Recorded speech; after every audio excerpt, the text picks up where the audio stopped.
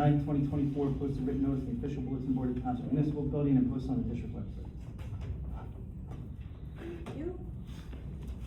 Can I have a roll call? Commissioner Lowe? Here. Commissioner Shepherd? Here. Commissioner Brown? Here. Commissioner Gaskell? Here. Chairwoman Saucier? Here. Can we stand for a pledge of allegiance and a moment of silence? Pledge allegiance to the flag of the United States of America and to the republic for which it stands, one nation, under God, indivisible, with liberty and justice for all.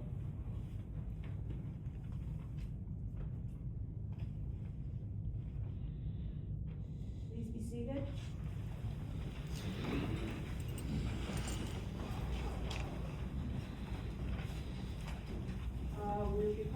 We would normally be calling for approval of minutes for October 1st. I never received any minutes. Yeah, I didn't do them. Okay, so that is tabled.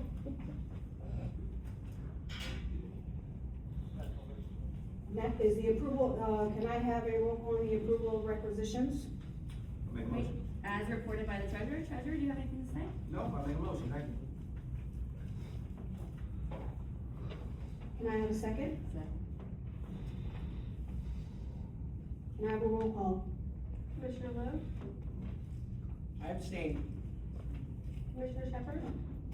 I abstain too. Commissioner Brown? Yes. Commissioner Gaskell? Yes. Chairwoman Saucier? Yes. Moving on to reports from personnel. Director, do you have your report?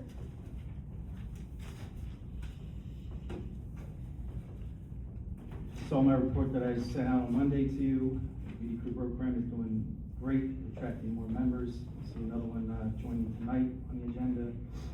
And training's been progressing quite nicely with more members being qualified on the apparatus that we've had, has been significantly lacking over the last couple of years. Buildings and grounds, PMs will be done on the HVAC this month. Also addressing the drainage, doing some mitigation work out here in the lot, in conjunction with the MUA. Still attempting to get New Jersey American Water to install that hydrant in the back. It's more feasible for the use of filling the trucks and training. A couple monitors were installed for situation awareness around the building. And the, as you'll see on the agenda, the AV quotes came back and was approved by the QTA for that, the audio visual system in this room, which was part of the 2025 capital budget. Under administration, met with Rita, progress on the budget. We're gonna have some dates in November to get that knocked out. Fees for inspection, registration, permit, smoke cert inspections have not increased since 2007 and will be addressed by a municipal ordinance, as that is not under our purview, that's the township's prerogative. Progress in Green Acres project, the phase we're at right now is getting appraisal done of vacant lots, because the appraisal that we have is over 4 years old, and the individual that did the appraisal retired. So there's an approved list of appraisers we have to use that are approved by the Green Acres project. So reached out to 6 or 7 of those, only got 2 responses so far. So there's progress in the Green Acres. Operations got a monthly meeting with the line officers and safety officers, went well. New saws, additional PPE, and other equipment has been purchased and placed in service. Research continues for new apparatus replacement, and the line officer interview should be held this month for selection of officers. Personnel, Fire Inspector Doggett been doing a great job in that office, holding it down. Literally a one-man band right now. And training, the specialized tiller training was held over the weekend of October 17th, 18th, and 19th. The course was great, the members enjoyed it immensely, and appreciate having the valuable hands-on training. Personally attended a high-rise, 3-day high-rise symposium sponsored by the FDNY, and bring back information training for that. We're going to be implementing some high-rise ops changes to better be able to respond. We do have some properties in the municipality that are considered high-rise. Recruitment and retention, we covered that for prospective members, interest in them coming in. We had members attend various fire prevention events over the month of October, including our own night. We had Falwell and Brainerd school kids come through the firehouse, which was, really cool. They got to, do like the full tour and check out the trucks. And, last but not least, we have an action item. We're gonna need a meeting in November for line item transfers, as discussed. And also the item is the AES lease that we discussed.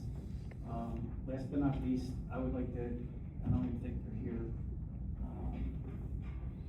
Courtney Cotrillo, firefighter Cotrillo, she deserves to be recognized for all her hard work during Fire Prevention Month. A general attaboy to Lieutenant Andre Younger for his continued hard work and dedication. Hands down, he's our top volunteer as far as man hours and blood, sweat, and tears down here. Also, citizen Alan Hollowell, give him a shout out too. He replaced the, I guess you'd call it glass panes on the sconces out front of the historic firehouse. He said, "Is it okay if I fix that?" I said, "Of course," and it looks better than it did and up to period and antique. So he just does that and doesn't want any money or any recognition for it. So that's the kind of people that deserve the recognition that don't ask for it. So thank you. May I ask a few questions regarding the director's report? For buildings and grounds, I've noticed that there's some overgrowth at Good Intent, and I'm hoping that we can get that taken care of. Though we don't intend to keep the building, it'd probably be great to keep the upkeep and present it so the neighborhood can enjoy the building as long as they can. That's important to maintain all of our properties, not just this one. Second thing, I was wondering about the duty crew guys. Are they also volunteering outside their duty crew hours? It'd be really nice if they became part of the community and did things not just when they were part of that duty crew hours, but regularly. Do you know if that's something that they're planning on doing? Some of them do, yeah. Okay. What percentage do you think? Couldn't even tell you because it's not always just running fire calls. There's one member that sat here till literally 2 o'clock in the morning on his own time, putting in lights, upgrading the lights on the engine. So they're putting in hours. Numerous members come down and volunteer their time in addition to the duty crew program. But the duty crew program obviously being pertinent because the point is to be here and respond to calls and have an in-house duty crew. Yeah, that's great. Just wanted to make sure they were integrating themselves and becoming part of something outside of. Well, like all of our Money. volunteers, there's no set requirement of how many hours they have to volunteer. Okay. Oh, and you said that the AEDs went in. Do you know when they're gonna be available? The AEDs to be installed? There's one in the building? cabinet right now. We're Okay. still waiting, the batteries were on back order, and the prices went up because there was a supply chain issue, I guess, and then Mr. Young just found this week, a good deal on the order. But the cabinets are up, and one AED is operational. Okay. That's all. I just have one quick follow-up. You mentioned that we needed a new appraisal because this one is a few years old. Is that delay a result of our timing or the timing of those in charge of the project? Like, how did we come to have a possession of an appraisal that then expired? Because I assume, again, I wasn't here, but the Right. appraisal, I believe, is dated 2020. So whenever they first took on the, Green Acres, whatever that word, what's the word? Ms. Shepherd, you know. Grant, that was a grant. No, it's, it's like a designation or something, there's some word they use Okay. specifically for it. So that was all done in 2020. So I had no idea other than I got an email last week saying, hey, you have to get an updated appraisal per the DEP. And they sent me a list of appraisers to call. So other than that, I didn't know anything about it until I got that email from, there's this big chain between Pinomi, Lomax, about it, and I'm obviously on the chain. So it's something addressed to me, obviously I have to take action. Would they maybe be able to illuminate for you why that delay took place and where the responsibility for that delay lies? Because, I mean, I'm wondering if we were fiscally responsible for it the first time, we provided what was necessary at the time. I'm just curious, what was the delay? I understand that was prior to your tenure, you may not know. If you could look into that for me, I would appreciate a response. I'll inquire, but they're probably gonna scratch their heads. Okay, great, Yeah. thank you. Whereas we unfortunately, the with that kind of stuff, appraisals and permits and grants have a very finite amount of time. It depends on what it is and when. Excellent, thank you. Any more questions on the fire director report?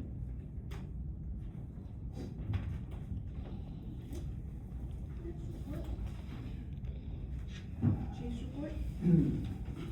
Captain Allen apologizes, he's in training tonight, that's not here. Total fire calls for the month of October 67, total general calls were 4, out of town general calls were 7, total assist EMS calls were 8, total fire alarms were 21, miscellaneous was 27. Total hours for October was 1,056, during shifts the crews have attended 2 community outreach programs. The first was the fire prevention night, police department, the second was the homecoming parade party for UHS. During the week of fire prevention, October 6th to 10th, crews visit Mount Holly Township schools as well as hosted field trips. Students come visit the firehouse and learn about fire safety. Firefighters Mickey and Jay Johnson were also here on Halloween night giving out candy out of the town. Submitted, acting battalion chief Robert Allen. Thank you.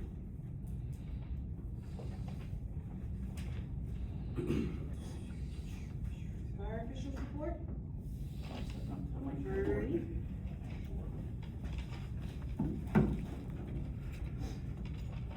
This is on now, right? There you go, I know you're talking about the problem. Good evening, Commissioners. If you don't know me, my name is Ernie Doggett. Right now I'm the acting fire official. On October 6th, I was appointed, after 1,600 hours, I was appointed the acting fire official for the Mount Holly Fire District, Bureau of Fire Prevention. To introduce myself, I have 26 years of experience. Right now, I'm not here. I'm in my 26th year as a fire captain with the City of Trenton Fire Department. So I've worked in capacity as a fire captain, and the Fire Prevention Bureau is also there, but then as a fire inspector and a fire prevention officer, as well as also when I started in 1998 as a firefighter. I do have experience also too. Went to the University of Maryland Fire Rescue Institute, also besides playing football, doing some firefighting out there as well. Besides that, we know to this date, as Director Carty mentioned, one-person show, but we're gonna make it happen. What I'm just working on is just updating our ESP systems, working on some computer work. We know the other inspector is on a leave, working on being his first time being a dad, which I have no problem with, being the father of 5, which I totally understand. It's not hard to me. What's been done since being here in the position and being here as an inspector, starting in September, we wrote in the town some numerous retrofit violations in businesses. We're upgrading a lot of businesses to install basement fire alarm systems, which is required under the Uniform Fire Code. Also, Director Carty alluded to this, fee increases in a lot of the businesses and for sale inspections of 1 and 2 family businesses. My report stated, did say 1987, actually 2007, which you did. This would be in compliance with the state compliance fees, which has not been in compliance since 2007. The state of New Jersey has compliance fees, and Mount Holly has not been in compliance since 2007, according to their fees, according to Uniform Fire Code book. So I did look that over, and that's why I did submit to Director Carty that we stay up with that. And also I looked at some other neighboring towns that compares to Mount Holly. I looked at a couple other towns in the area that I seen them with.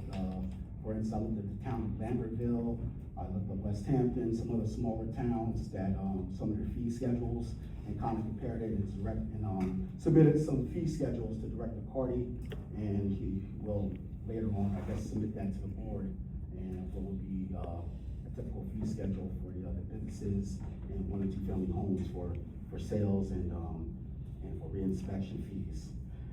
Next, one thing that I wanted to bring to Mount Holly that I do in the fire department in Trenton, along with our fire director, he also brings, set up a fire campaign. We noticed when I go into a lot of homes, respond to a few calls, notice there's not a lot of smoke detectors in the houses. The Red Cross issues has what we call a fire campaign. We go into the homes of people, like on a Saturday, we've done it throughout the city. We install free free smoke detectors on behalf of Red Cross. We team up with the local religious leaders, any townspeople, anybody who wants to volunteer. We bring the fire department out, we pick several streets, we go from house to house, we set up a campaign. It's like a 2-week campaign. We give out flyers, people call in to a hotline, we get a list, and we install free smoke detectors. We ourselves install them, not the people themselves, because we do not give them out. Even in the city where I work at, we install them ourselves. We don't give them out. We put them in, we make sure they're in properly, and make sure they work before we leave. And that type of campaign becomes very successful where we live at, where I work at, and I believe it's going to be successful down here in Mount Holly. Right now, in talking with the Red Cross, we're going to try to schedule for the spring of 2026. Hopefully this, they said it should be able to work out, but I'm in talks with them right now.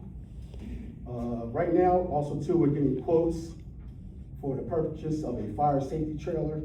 And the purpose of that would be for fire safety trailers, would be for educational benefits, for young and, what we say, wiser ones, as my grandparents would say. Because it provides a hands-on, realistic training for any civilians, firefighters, any type of simulated emergencies for anybody that wants to train within the community. Come here, set it up. Anybody wants to come walk through a simulated kitchen fire, bedroom fire, be able to get out, any type of smoke-filled situation. It works in other towns. It becomes very comfortable for people to get through, and it really helps with educational-wise. At the schools, the daycare centers, so many different things. It becomes very educational. It does work, and it's a great tool to have for the community. And the primary benefits, it improves safety. It comes out, many great outcomes this comes from it. Believe me, I've seen it, and it works. As far as our monthly summary for October, did one life hazard use inspection by myself, non-life hazard use inspections 4. I had to follow up with some complaint inspections. Certificate inspections were 3, did 4 re-inspections, grant 6 retrofit inspections, 6 requests for time extensions that were granted. Total violations that were issued were 60, maintenance violations that were issued 13 retrofits. We performed 1 and 2 family for cell inspections were 17. And I respectfully submit this to you, Ernst Daugherty III, acting fire official. Thank you very much, and thank you for being so detailed in your report. I do have one thing. We did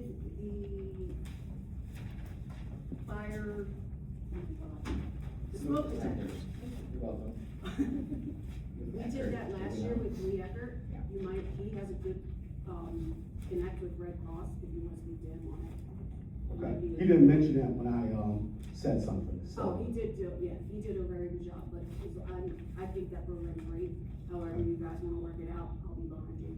Okay. And, yes. Did they install those smoke detectors that were given out? Okay. I know that the public responded very positively to it. Yes, it was a great, Yes. great event. And I also really, really like the idea of educating. I love that idea. So I would gladly work with you on that, as much as I possibly know. I don't know, however you wanna do it, but if you can get me specs on how you think you can do it, I would love to see it. Right now, we're just getting some numbers on the trailers themselves, just to see what fits the makeup of the town. And there's so many different vendors that it's now everybody's doing it, so just, It's a great idea. I'll present it to yourself and Director Carty soon. So I've been so many emails every day, so I'm just seeing what would fit the makeup of the town, what would fit our one. They have ones with 4 bedrooms in it. I think it's 1 bedroom and a kitchen and things like suffice. Thank you so very much. Mr. Dawkins? Yeah, Mr. Dawkins, you mentioned that, in bullet point 2 of your report, that, they hadn't changed, our increases hadn't been made since 2007 as the addendum date, is that correct? Yes. Okay, I'm just curious, like, for those of you who've been around, I saw that we created the role, the resolution authorizing the job title for fire official and fire protection subcode official was passed in 2022. So were those numbers not looked at in 2022 to see if we were compliant before we hired? The job you're speaking of, no one was hired into that position. That was a fire official slash subcode official. Okay. It's now two different people. I can't speak to that because I wasn't on the employee or on the board, but I know there was something, that I believe the effort at the time was to combine the two roles, have one person do both jobs. But actively right now, fire official and subcode official is two separate jobs. To answer your question about fee schedule, that's something that usually falls on the fire official to keep abreast of what the current code is, as well as fee structures. And as I indicated in my report, the district literally has no say in this fee schedule. It's set by the municipality by ordinance. No, and I understood that to be the case from Mr. Douglas' presentation. I was just curious, if it had not been reviewed since 2007, that's problematic. How long have we had a fire official in the district? The district was created in 1993, so that's the time that the first fire official would have been appointed at the time, coming over from the municipality. Prior to that, it was most likely a municipal employee. Okay. And then became the district employee, and we are on our, top of my head, 5th person since the inception of the district. So, I mean, in theory, it's been everyone but that very first one that hasn't done an update. 07, that correct? was, 07 was probably Hubs. I mean, I'm not looking Robert to cast Hubs. aspersions, I'm just saying, if you hired the first one in 2003, let's just assume for the sake of, grace, that he left us in 2007, right? So then that means that every subsequent fire official did not make the effort to update those fees, is that correct? Or would that be a correct or a reasonable assumption? I'm not even gonna try to guess on who's Okay. blamed, other than. No, it that was hasn't not been my updated. intention, just that Ours- it's fallen by the way. Ours haven't been updated in 07, the template the state offers could have been updated 6 times since then. Okay. And what is the mechanism to find out about those updates, Mr. Doggett? Well, what happens is the state gives out code updates, what it's called, and I just check what the code updates are. They come out every 2 years about, so I just. Are they automatically provided to you in your role, or is that something we have to purchase to update code books? They're provided in the code books that come to us. If you're a fire official, fire inspector, they come to us, and we have to take what's called CU classes of fire Yes. rotation up, keep our, so that's provided to us. So that's just something I just took a look at. I take a look at those things when I was put into this role. I just take a look at how we can start improving in this, one by one. That's just those things I started to look at as we can start moving forward, as I'm in this role or continue to stay in this role, and how we can just move forward with this, and how this will help us to purchase things and keep things on a financial standpoint to move forward. Have you had an opportunity to, look over whether or not we are charging all of the fees that are required? Because I know that it's my understanding that there have been some instances that fees that are applicable are not being charged by the district for certain events and things like that. So have you had an opportunity to make sure that we are compliant with everything we are legally required to be charging for? So far, we've been charging everything. There's so many different things. I'm learning new between the district and the township.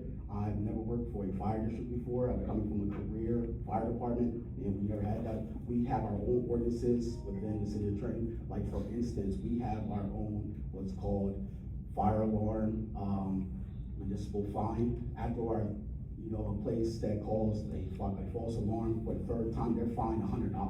We call what's called an MFA. If somebody said they locked their keys in the house by accident, and they said they left a pot on the stove, requires so many fire apparatuses to come at this time. They said, and there's nothing left on the stove, they're fined $250 because our response is 3 engine companies, 2 ladder companies, a battalion chief to come out at 2 o'clock in the morning because they failed to, because they didn't want to pay the fine in their apartment complex for us opening.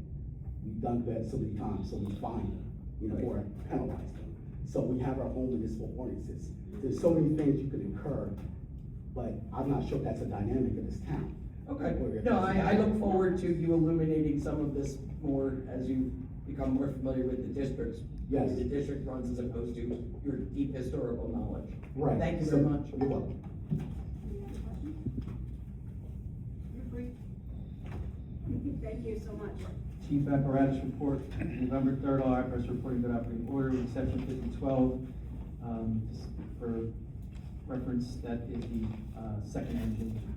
Has a few problems with valves and found during pump testing. It's currently lumbered in for repair. One problem, 11, the primary is it's losing power, the engine light coming on. And we just got that figured out on Friday, I think, that problem, or Monday. They had to replace some fuel filters. We're experiencing hesitating with the engine. That's been rectified. Expect to see the chief apparatus officer. The safety officer's report, you guys have a copy of that as well. Overall, Mr. Young continues to do a phenomenal job, instilling a culture of safety. He's done a great job of onboarding the new people, new volunteers, ensuring they have all the equipment they need, familiarizing them with our near-miss system. He did conduct one safety investigation, and finished his monthly checks. I wanted to Had something, and I figured I'd say it here because I can't send Tim Young emails. So I wanted to say that I saw some of the pictures of us responding, and some of the fire police are in the photos, and they're not wearing any identifying clothing or high-vis or anything that would say that they are Mount Holly Fire Department. And I think when it might be a good idea to get them something that is bright and identifiable, that says who they are and what they're doing within the fire site. And I thought that would be a very good idea, and something to invest in, so we make sure that it doesn't look like people are just meandering around a fire site unsafely, but that they're supposed to be there to even just make sure that other people who don't belong there are easily identifiable. Because right now, the pictures look like people are just standing around and it's not safe. So, you know, if they're fire police, they need to be there, they should be easily identified, and, you know, sites should be blocked off, so commissioners and council people shouldn't be able to just walk in. These need to be secure sites, so the fire police that are there to secure it should be, identified easily to make sure that doesn't happen. If there are any fire police members on calls, their policy that they're supposed to wear a traffic vest, identifying them as such. Then, let's double check our photos that are on Facebook, because it does look like we have people just walking around. Doesn't mean that they were fire police, that they were there. Oh, what were they doing then? I don't know what photo you're talking about. Oh, well, just double check, because we You can wanna send me make the sure. photo and I'll analyze it. All right, we wanna be as good as possible and make sure that everyone is identified properly. We only have 2 fire police members and not very active.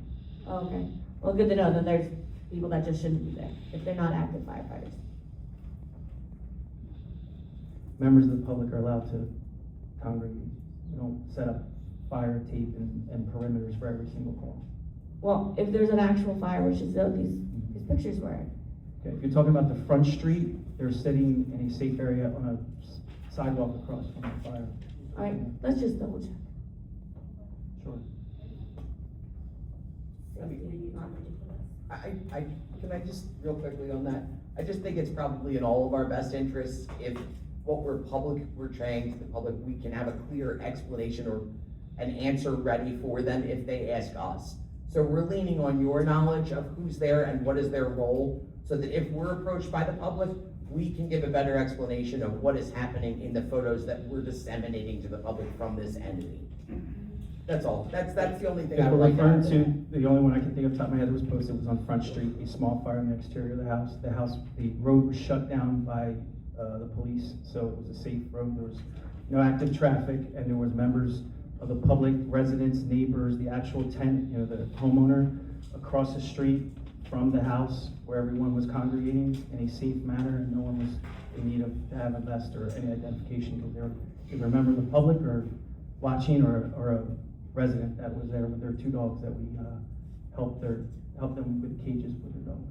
I appreciate that very much, and I really am excited that you're out there taking care of these things.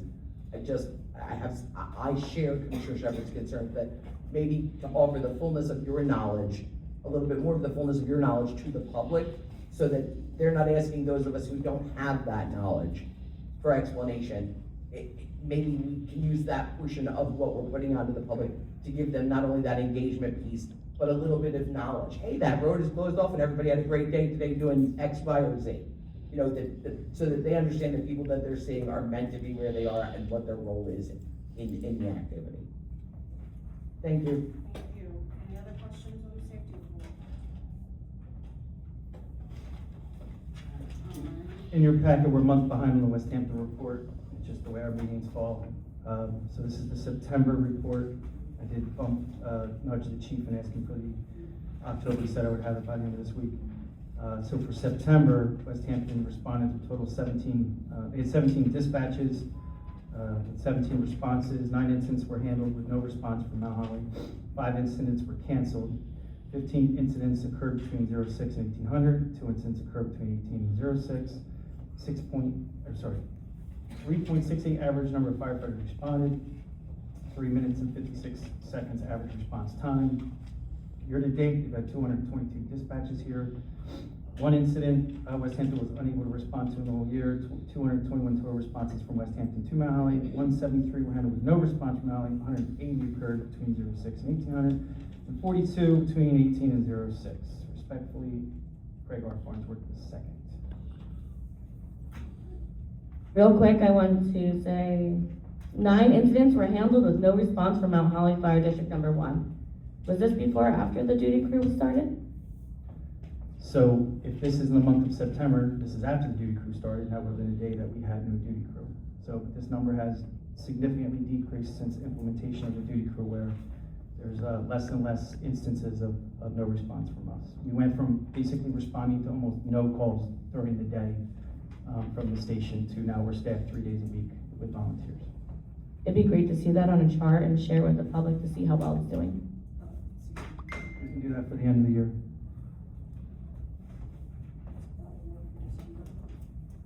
Alright, is there a motion to approve all of these reports? So motion. So motion. Second. Because she first and. Whoever. That's fine, I just clarifying. All in favor? Aye.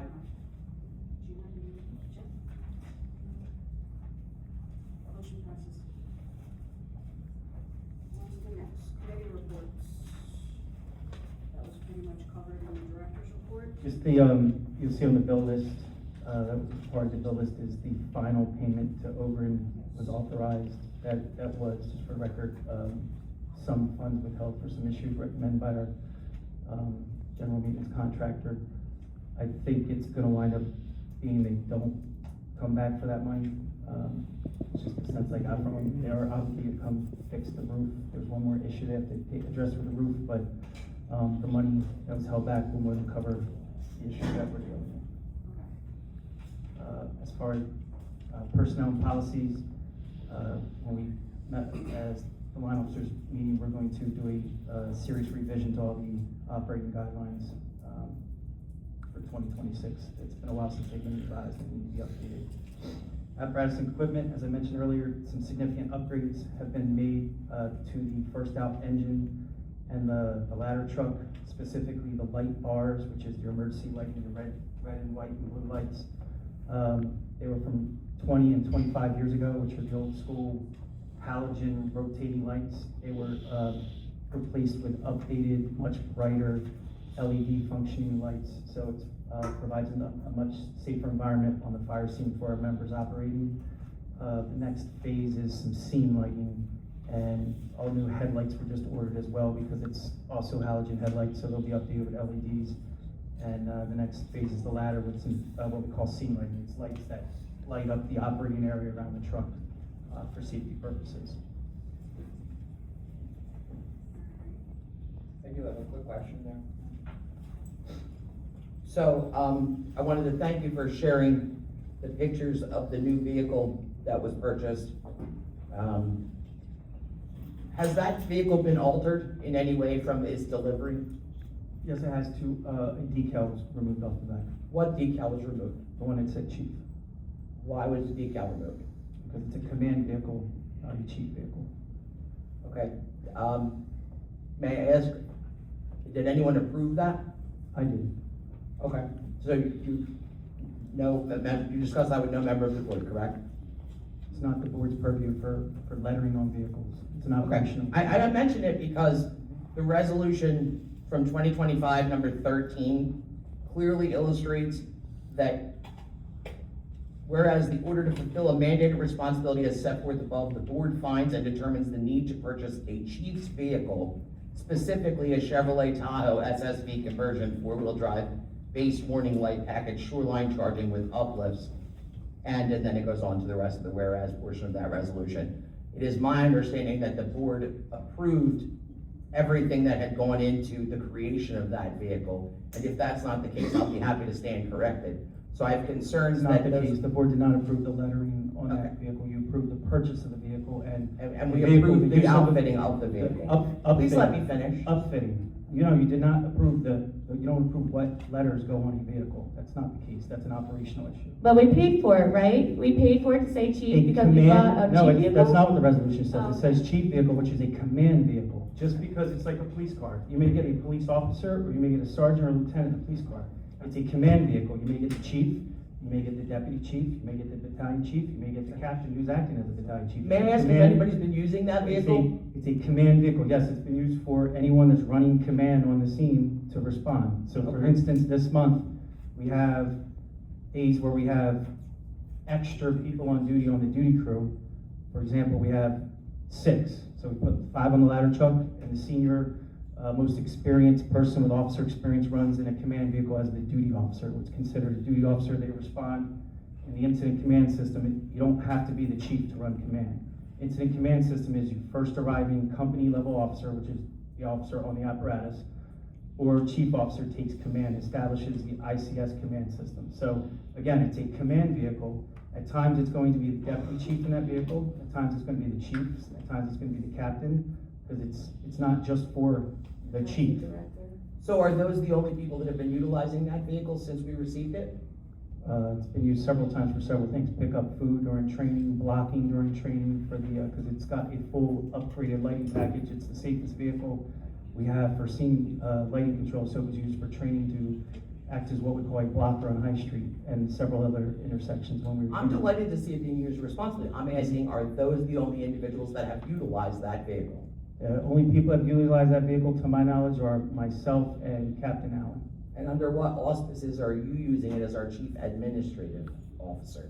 It's one of our fleet vehicles. I'm more than entitled to use that vehicle. Like I said, I use it on the training weekend to use blocking and pick up food. It was not my understanding when we approved and ordered this vehicle that that was its intended use. So I would welcome a conversation with the other members of the board to see if that was their understanding at the time. Doesn't matter, it's a command vehicle, it's in the fleet, so you're saying if we order a pickup truck and it's a personnel vehicle, and then we put a skid mount pump on it, it becomes a brush truck?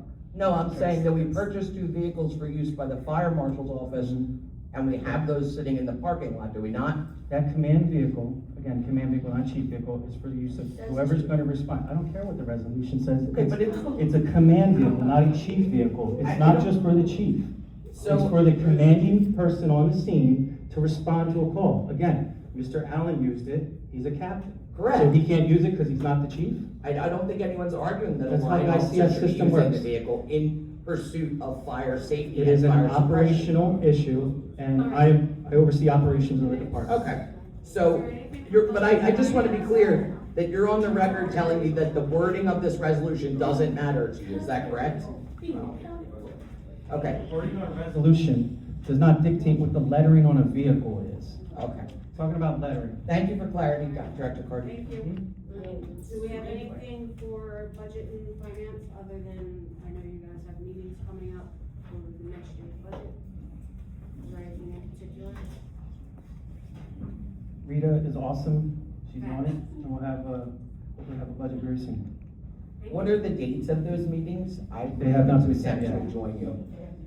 Okay, Director Cardy, can I have your permission to coordinate with Rita via text to be invited to that when it occurs, as she doesn't have access consistently to her email, and you've said that you have a preference of us emailing to be in touch, and I just wanna get She has access to her clarity. email.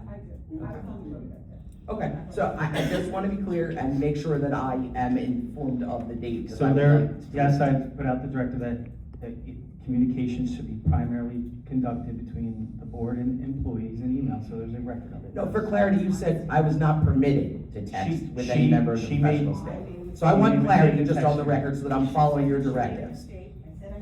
No, this is not about you, Rita. I want to be sure that I can answer you responsibly and not have to document it through email. I want to be in deference to the director's preference. That's not what I'm saying. I would like to attempt to be in deference to the director's preference so that we can all If you'd work like to make together a comment, collegiately. Commissioner Shepherd, you can say it on the record in the microphone. I said, the director said it, we should follow it, you made it very clear in our emails. Okay, moving on, we have nothing for Thank you, old Rita. I'll look business. forward to that email. Resolution 2025-56, a resolution appointing new volunteer firefighters. Can I have a motion? For the record, I'll read in the individual's name. It's David J. Davis. He is a trained firefighter from another municipality. I believe he lives in New Hanover, one of the Hanover. Coast Guard veteran, squared away. We met him at fire prevention night. He works for the trailer, the sprinkler trailer that came into the demonstration. He works for them and was interested when he heard about the program, so here he is. All right. I make a motion. June first. Second. I do have one quick question with regard to this. I have a standard operating guideline that's, was adopted 11/1/2000. It indicates that any volunteer member of our department must be a resident of Mount Holly Township or live within 2 miles of the township line. So has that changed and been ratified by resolution since that date? I can't speak to anything before March when I came on board, but I'll say that we have passed, obviously the duty crew program was structured and the policy passed by this board to welcome members from other municipalities.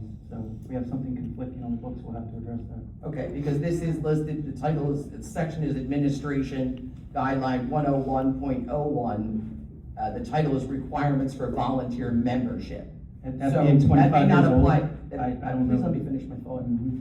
That may not apply to volunteer membership, although you've been insistent that those are one and the same, a duty crew, a firefighter who joins us, and a volunteer member. And I just wanted for clarity to see if that does still apply, because I don't want to be inviting people into our fold that don't meet the auspices of our guidelines. So I can tell you, we have a whole bunch of members that don't live in that meet those requirements that you just read from 26 years ago, 25 years ago. So obviously, if there's Well, I something mean, conflicting on the books, then Right, but the direction of, the description of your job is from 20 years ago, and that's perfectly suitable to you as of this afternoon. So forgive me if I'm questioning the disparity now. So all I'm saying is if there is a policy that supersedes that, I would be curious to see it, and I would love to be provided it. I know it might take some time to look into. I would appreciate your efforts on that front. Director, please look at the guidelines, but I think it's to the benefit of our community to have volunteers and volunteer firefighters. So I make the motion, we make a I second. second. Take a roll. Yes, can I have a roll call, please? Commissioner Lowe? Wait, what? Are we talking about this, or are we talking about something else? I'm sorry, I got confused. We're still on Resolution 6. 2025-56. You can Excellent. vote on it, you can't vote on it. Okay. I already had a motion by Ms. Gaskell and a second by Commissioner Brown. Can I please have a roll call? Commissioner Lowe? Welcome aboard, Ms. Davis. Yes. Commissioner Shepherd? Yes. Commissioner Brown? Yes. Commissioner Gaskell? Yes. Chairwoman Tossier? Yes. Motion carries. On to the next. Resolution. Chair, I'm sorry to cut you off. For this, I would recommend, via a motion to move resolution 2025-57, till after the closed session. It just So- requires a motion, a second, and just all in favor. So moved. Second. All right, so we have a motion on the table to move, 2025-57 to number 15. Been carried. Let's just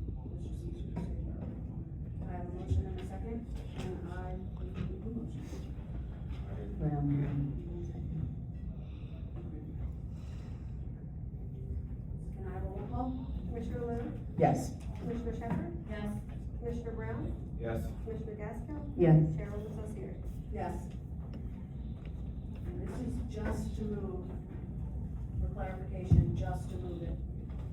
Move 2025-57 Down. to position number 15 on the agenda, yes? Yes. Just like making sure I'm not confusing myself. 58 is tabled. I'm sorry, 59 is tabled. we could do these together, we do just need a motion, to actually table 58 and 59, but you can do it combined. Okay. Make a motion on the table 63, 2025, 58, 59, and what? 63. 60. One second. Alright.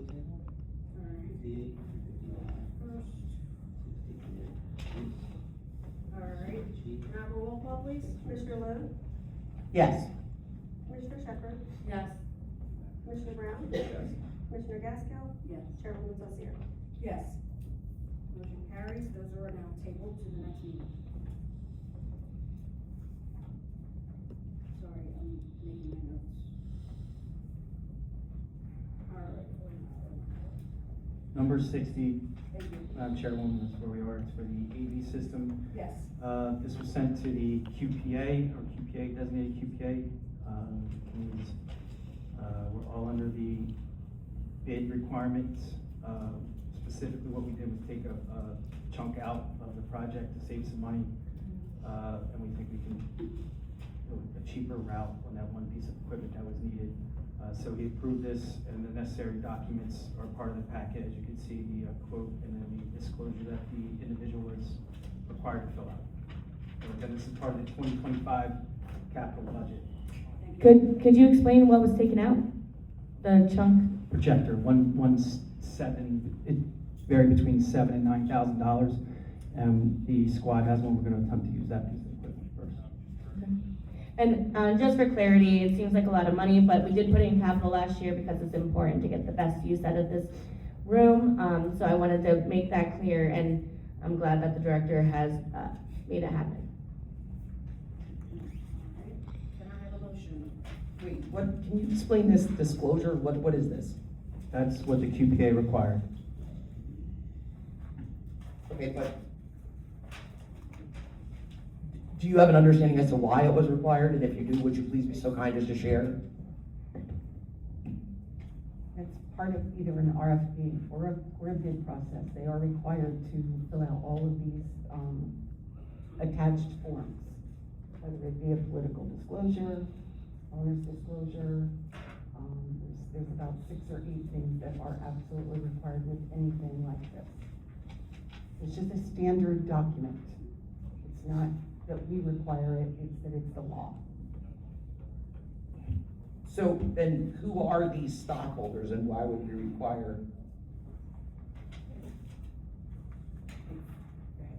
It's a requirement under the local public contracts law, that there's a certain ownership disclosure for certain entities, depending on what type of entity it is.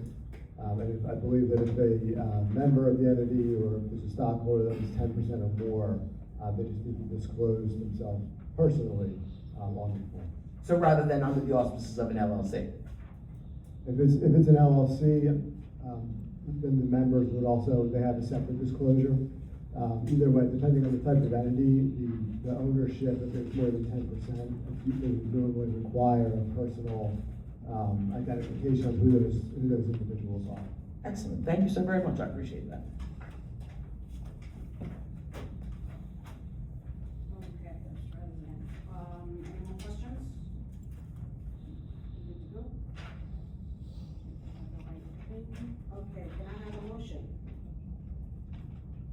To approve? I make a motion. Second.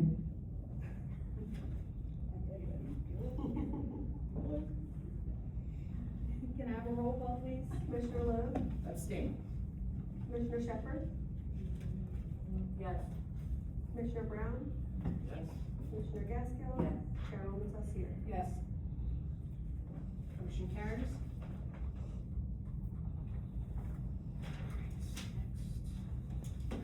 Sorry, I have paperwork everywhere. For, resolution number 2025-61, can I get clarity on, who the desk clerks are? Are those the township workers in the code enforcement office? They are our employees in this case, but they have dual roles, correct? They work independently for the township, they also work for us. So, I believe I thought it was a stipend or a lump sum, and they work for the township, They work for us in this case, Oh. or our employees as well. our employees as well, and that's okay with, and this has all been worked out with their union? I can't speak to their union. I Oh. know while they're here and they're paying for us, like they're still covered under our workman's comp as they are the township. They have dual roles. Oh, we pay their workman's comp, or does township? Not what I pay said, their I said workman's they would be covered. Oh. They would, we have the same carrier, comp? So, with the township, so it wouldn't matter actually, other than whose claim it is. well, it matters, but, okay. First reading only? That's my question, is it a first reading? Yes, it's our recommendation that this resolution and resolution 2025-62 be introduced both as first reading. Thank you. If, Alright. so if approved on first reading, I do think that the title should be revised formally prior That's, to the okay. second. I just wanted to clarify. Well, what would you change it to? First reading. Like I did, we went to, it's first reading, and then we did it again, second reading, same number. We would likely need to add another clause at the end, that be it further resolved, Yes. approved on first reading, will be introduced in second reading. And this motion. Standard line. This one's combined, this, Counselor. So we can separate, saying separate that, so it's two different ones, and not having both roll calls in one.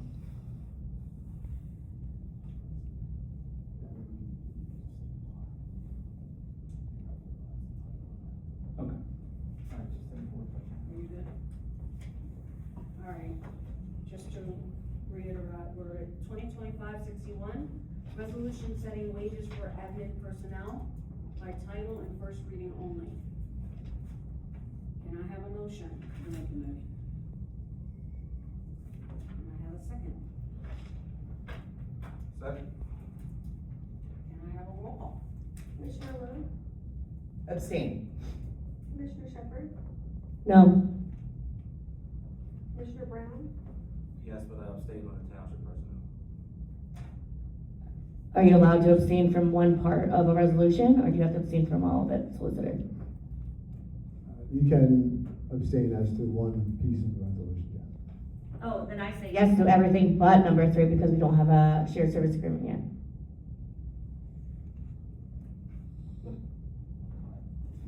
If he's allowed to say yes to everything but, I can say yes to everything but one as well, because we don't have a shared service agreement? If he's allowed to do it, why can't I? No one said you weren't allowed to do it. If there's a certain piece of any resolution that someone feels they either need to recuse themselves from, or they have to either abstain from, they can clarify that when voting. They can say yes with the exception of blank, I abstain, or yes with the exception of blank, I recuse. So it's only when you abstain or recuse, it has nothing to do with whether or not I say yes or no. So you're allowed to say yes only if you're recusing one part, but I can't say yes to some and no to others. That doesn't seem You need to have a fair. justifiable basis, to abstain. You need to feel as if you do not have enough information to, properly vote yes or no.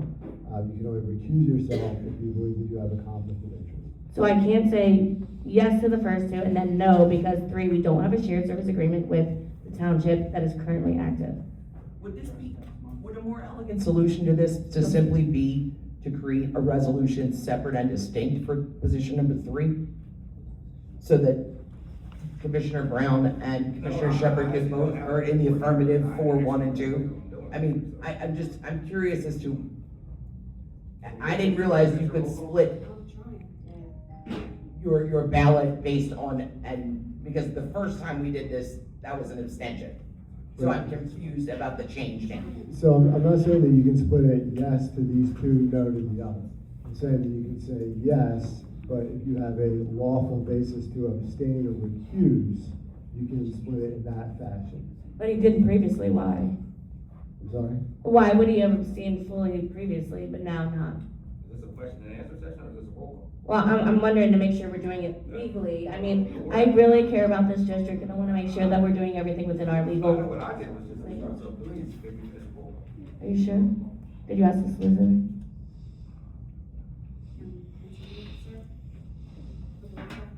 Yes. Josh, I appreciate your consistent collegiate attitude to all the members of this board. I would like to express my gratitude for it. Okay, I had a motion and a second.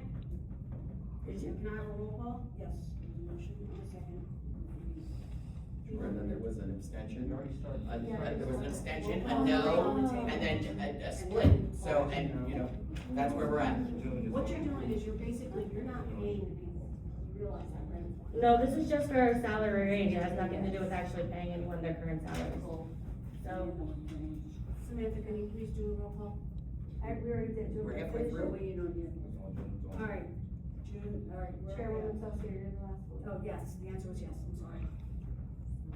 Because there was a lot going on. I don't know who voted what. You get that one? It's recorded, right, Tim?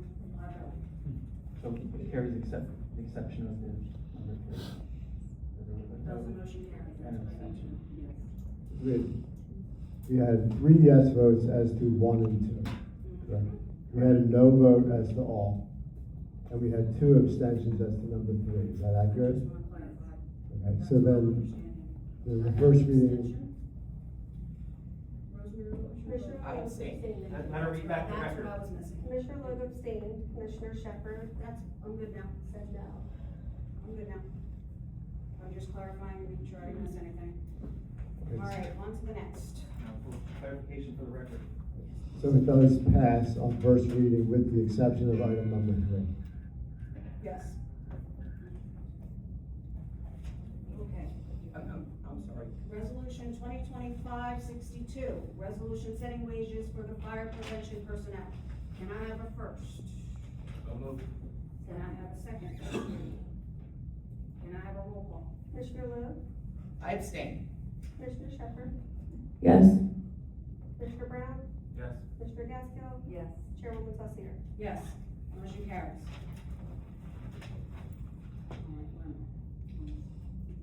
Director Cardy, if you could make time this week or next for a phone call, so that I can get some more information about what informed these numbers, so that I can be better prepared for the second reading, I would appreciate that. 2025-64, resolution codifying the job description of the fire director. Is this something we can move to number 15 along with the contract, since it is an addendum to the contract, that we will be voting on, so it's important to. I motion to move that to 15 after the executive session. I second.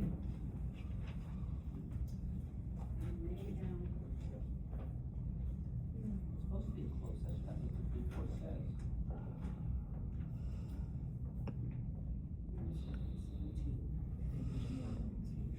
All right, there is a motion on the floor to move it to number 17. I have a first and a second. Can I have a roll call? Commissioner Logue, Yes, please. Commissioner Shepherd, Yes. Commissioner Brown, No. Commissioner Gaskell, No. Chairwoman Saucier. No. And this is an addendum to the contract, so we're doing this right now before. This is not an addendum, this is the same job description I was hired on when it was advertised. There's been questions because the document says addendum A on it or something that, and its age apparently is an issue. All it is. All of that is Literally, incorrect. let me finish speaking.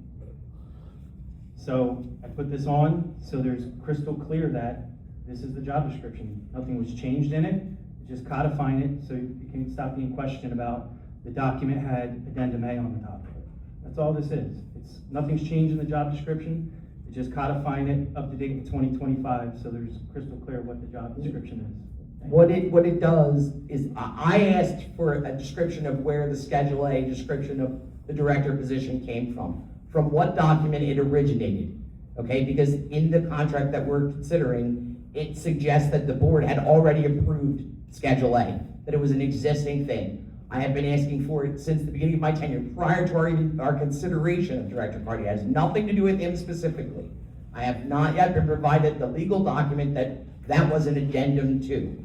I was informed today that that document may very well be in the archives. So be it.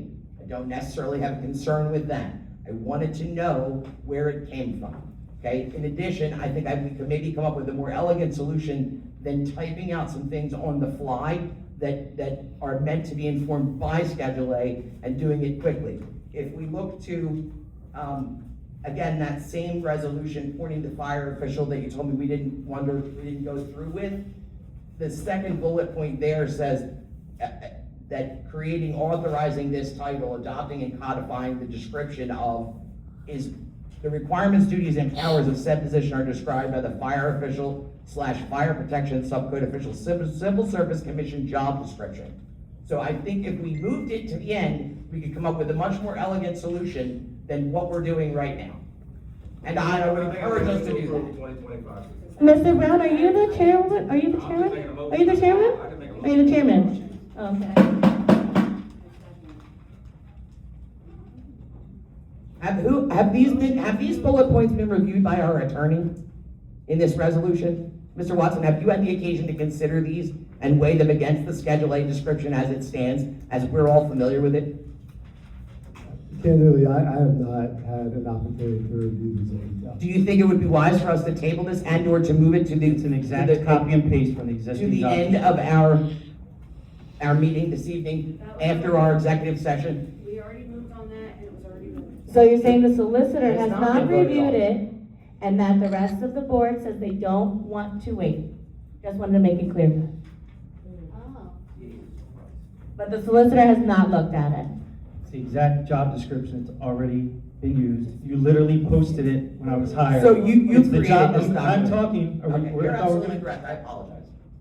It's literally the job description that you posted for the job posting, that the board, this current board posted for the job description. Word for word, copy and paste. Existing from 2006. And best call would be that addendum A or whatever you keep referring to was from the original resolution when they passed it. When they That was created the attachment role of to fire it. director would be my assumption. And all I've asked for is to review that resolution. I don't really, I don't know why this is so adversarial. I would just call for Did you make it adversarial? Sir, I don't see that to be the case. Can I please have a roll call? Commissioner Lowe? No. Commissioner Shepherd? No. Commissioner Brown? Yes? Commissioner Gaskell? Yes. Chairwoman Tossier? Yes. Motion carries.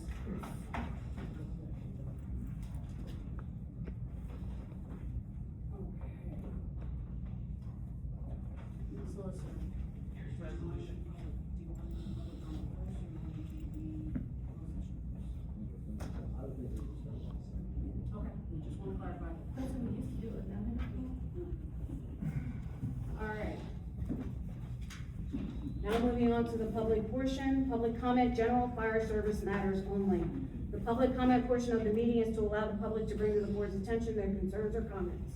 The board will respect the public's time by refraining from any comments until the speaker is finished. It should be noted that the public comment portion of this meeting is not structured as a question and answer session. If the member of the public has questions, an appointment can be made with the appropriate personnel. We ask that the public state their full name and address for the record and keep their comments to 3 minutes. Members of the public are only allowed to speak once. The public portion is not also for arguing, insulting, speaking out of turn, i.e. screaming from the audience, insulting staff or board members, or inciting riotous behavior, or you will be asked to leave as stated in Resolution 2025-11 that was passed on March 5th, 2025. First row.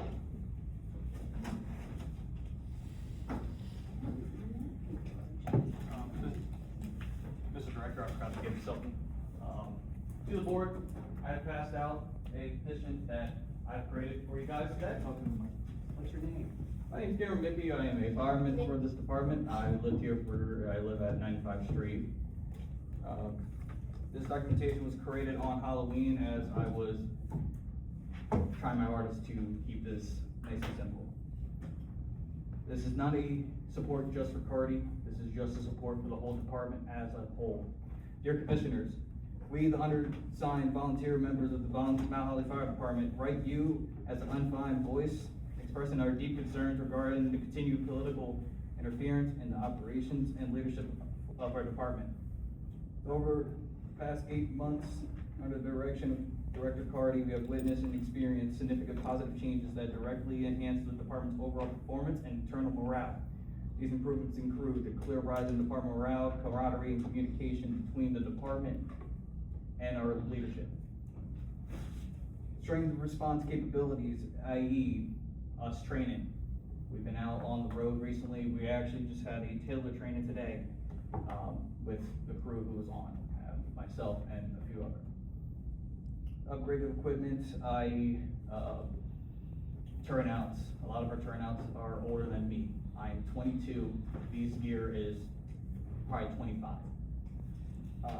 Proving both safety and operational effectiveness, and a noticeable increase in training standards, particularly benefiting newer firefighters who have not been, who are not used to our area, i.e. going out doing area familiarizing training.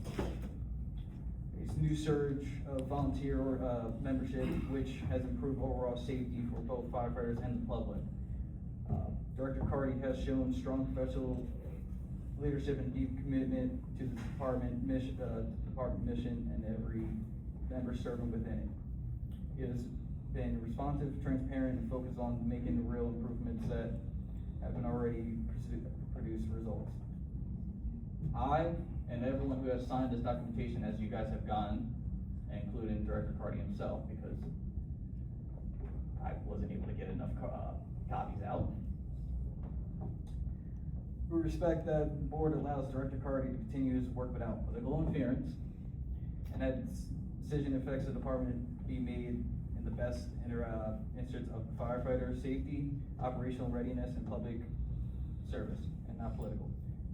Our focus is and always has been the safety of the residents of Mount Holly and the surrounding area.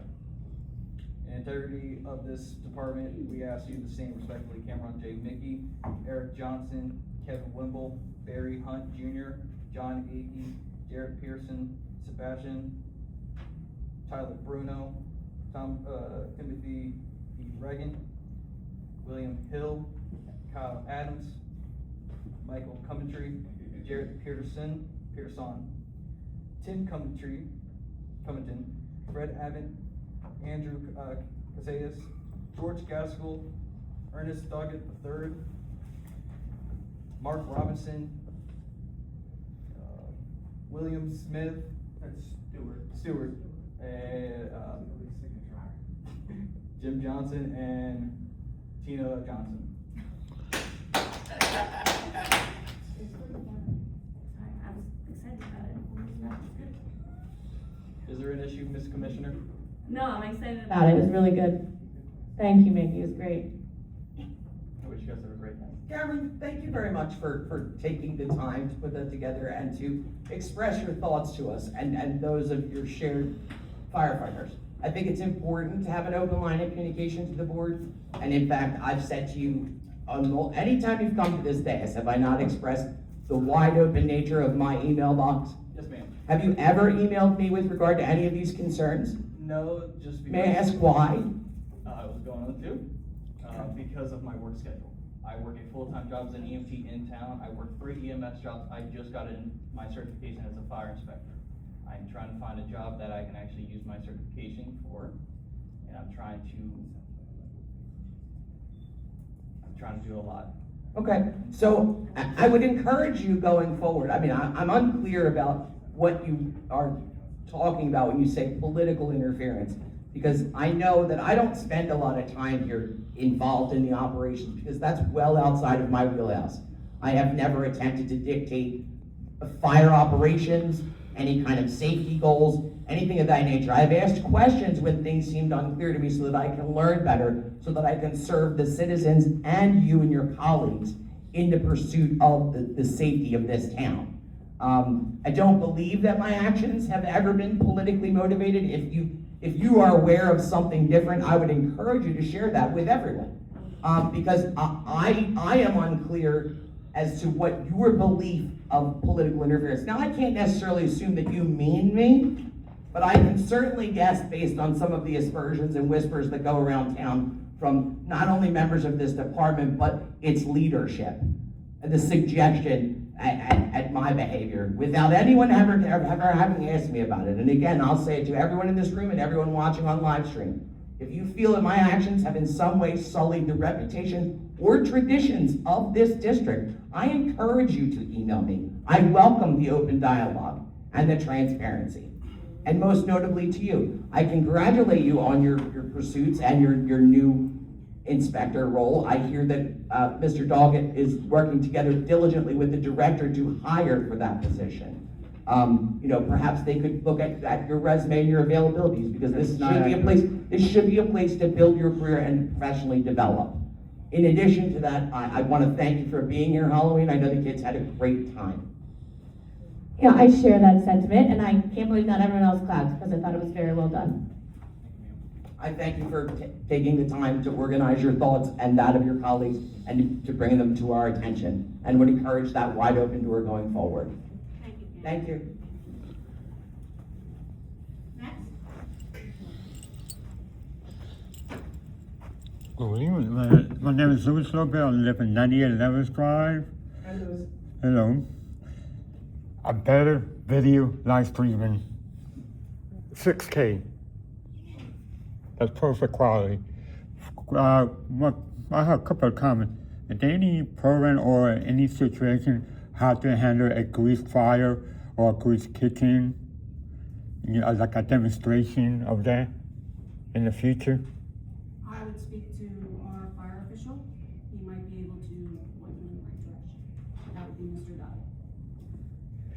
And Revolution 59, can you explain to me a little bit more? 2025-59, that was cool.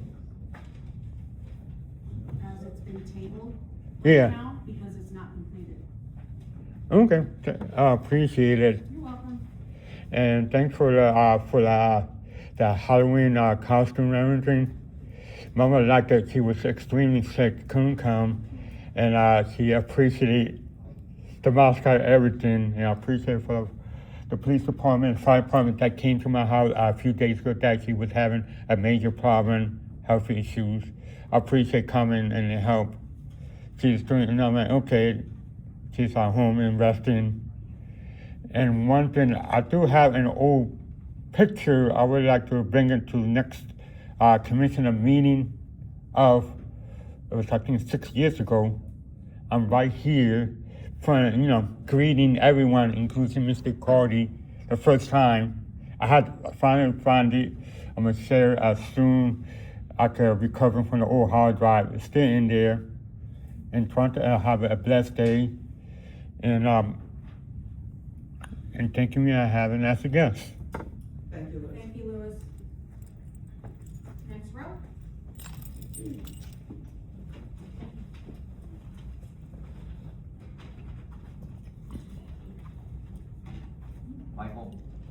Michael Rothbell, 33 Union Street, Mount Holly. I felt like Helen Keller here tonight because I was trying to follow the agenda, and there's nothing but one sentence. There's no indication of whether resolutions are first readings or second readings. And evidently you have a packet that we don't. I'm speaking as a private citizen, but I know the school board I'm on has hyperlinks to all the documents referenced in the agenda. I know the township provides a packet online with the agenda so that the public can see the documents that are being discussed in advance, so they can make intelligent public comment. It is impossible to make intelligent public comment when you don't know what's going on. The contract that's being discussed should be attached. If there was a shared service agreement, that should be attached. What the wages are for administration personnel and fire prevention personnel, that should be attached. AES lease should be attached, so people can make intelligent comment on it in the public comment portion. Also, in my agenda, Resolution 2025-64 is a resolution authorizing closed session to discuss personnel contract negotiations and attorney-client privilege. Yet your 2564 was something about Mr. Carty's job description. So, like I said, I feel like Helen Keller, and it's really a disservice to the community to have an agenda with no information that is just pro forma. And we have computers, it's easy to do hyperlinks to documents on the internet so that people can touch it and read actually what's going on so that we can discuss things in advance. That's not political, that's public comment. And what you get from this is public comment is not welcome because we're not giving you information, we're keeping you in the dark, like Helen Keller. Thank you. Oh, thank you so much, Mr. Rothwell. I completely agree. And as someone who didn't get most of these resolutions until just before 5, I think that's a great idea to have more transparency and to be able to see these earlier.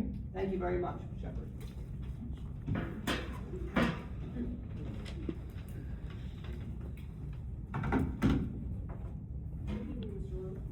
Jim Luke, 322 Washington Street. I too am concerned with some of the politics of the board, specifically the director's political interference and using this district or having his staff or the chairwoman getting involved in politics with using district property for political gain.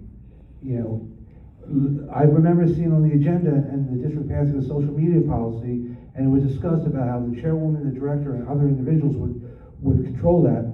Well, it seems like they're using the social media page of this district to promote political candidates, and this is unacceptable. Yesterday, our director posted on the Mount Holly NJRV 08060 group a photo of a costume character hosting a sign that said "Vote Thiessen," and the fire district here liked the post. This fire district actually was engaging in political advocacy, which I would imagine is in violation of that social media policy. And I encourage the board to investigate the director, the chairwoman, or whoever else was involved in using the district property. Funny, Director Carty? I'm not allowed to smile? No, you're laughing, and I want to know if something is amusing you. Stop assuming.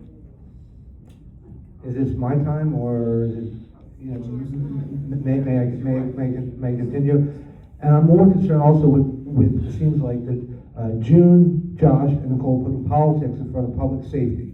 You know, they refused to actually discuss these issues, you know, even when the attorney said he hadn't reviewed it. I don't know how you can vote on a resolution for adjusting a director's job description, duties, which is probably the most important job we have here, when the attorney says he hadn't reviewed the documents, and you just whistle past the graveyard, do whatever you want without actually considering public safety. The three of you should be ashamed of yourself. You should start putting the public in front of politics. Thank you. Next.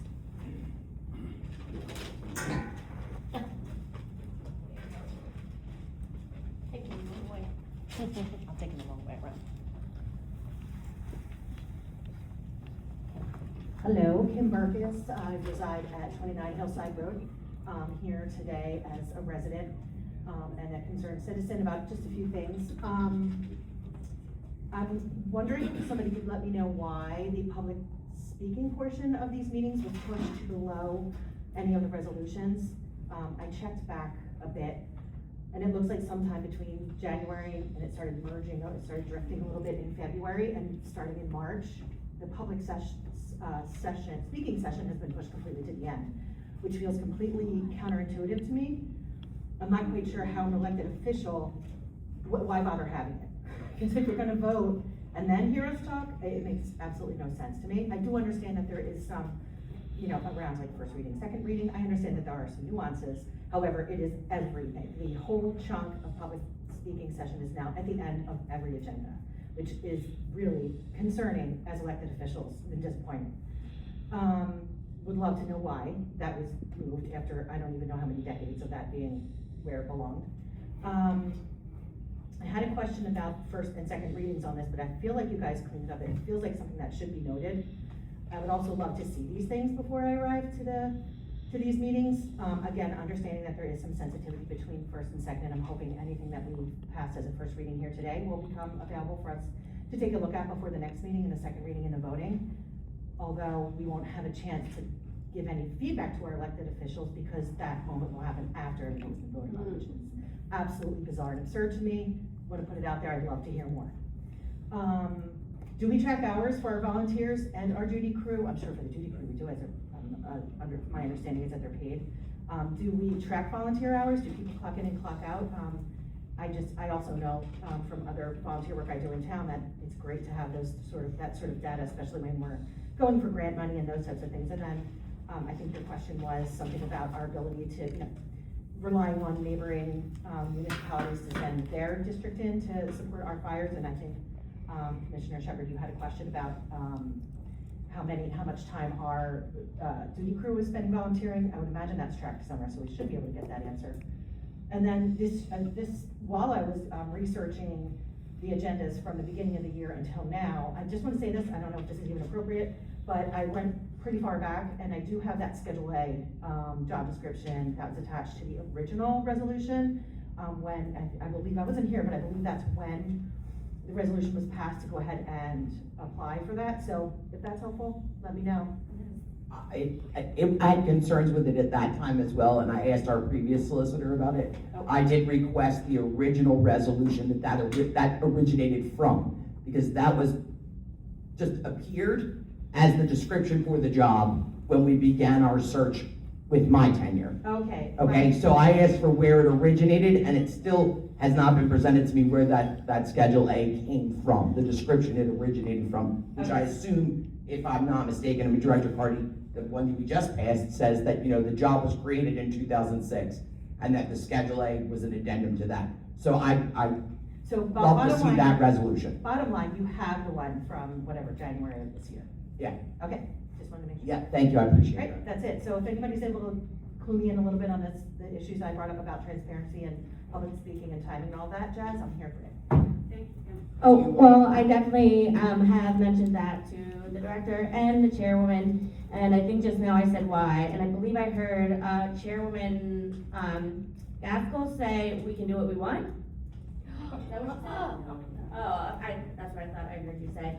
So we have talked about it, and there has been some, talk, and they continue to keep it exactly where it is.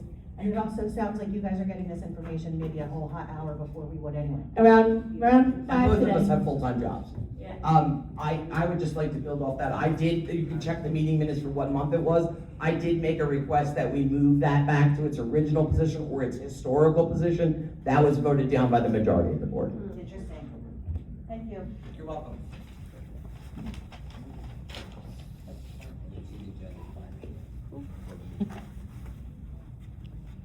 Hello, Tara Astor, 416 Buttonwood Street, Mount Holly, New Jersey. I agree with Mr. Rothmel, having the full text available, even just on a website, doesn't have to be printed. We should all be allowed to know what you're voting on. Also, I don't believe that it's political to want to understand what you're voting on as an elected official. Asking questions about the resolutions on the agenda is your job.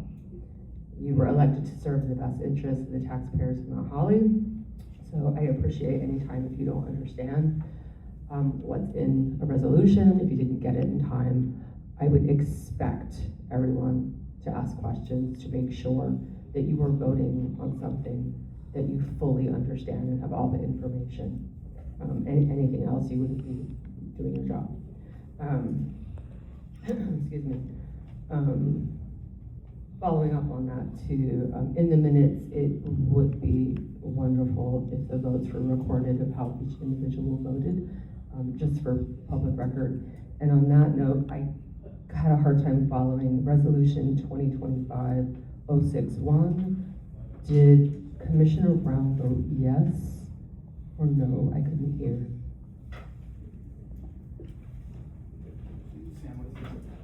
I'm sorry? I had a hard time hearing, I was trying to keep track. Mr. Brown abstained on the number 3 of that resolution. So there's different numbers, it's, cause it just, on the copy I have, it just says Resolution 2025-061. There's no letters. Because you don't have the fullness of the resolution, correct? Right. I just have the title of the 2025-061. Yep. Number 1 is finance clerk, $30,000 to $40,000 annual, 30. Okay, did you vote on each individual number? I couldn't hear. No, we did not. Okay. Finance So- clerk, thirty to $34,000 is number one. Number two is administrative clerk, $12,000 to $16,000 annually. And number three is desk clerk, $4,000 to $8,000 annually. That's the Will that be three. recorded on the minutes for public record?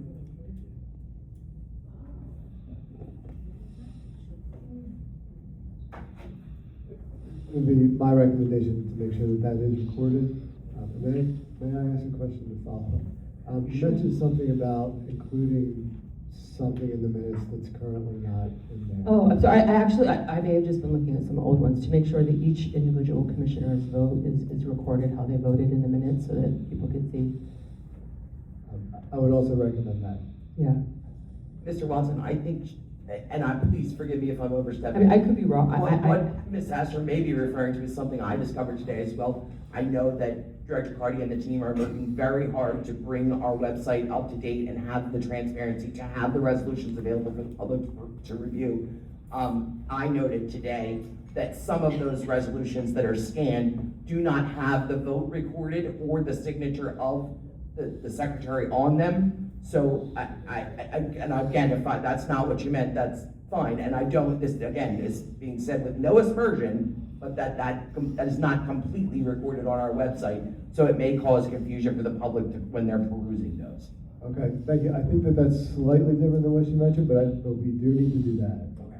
And I do agree with the recommendation about what should be included in the minutes. Right, thank you. So there was a batch of resolutions apparently were uploaded that came from previous council that we were missing, and I think they may be the ones that are missing. We have to go back in the minutes and enter the vote count on. Thank you. Appreciate you. Thank you.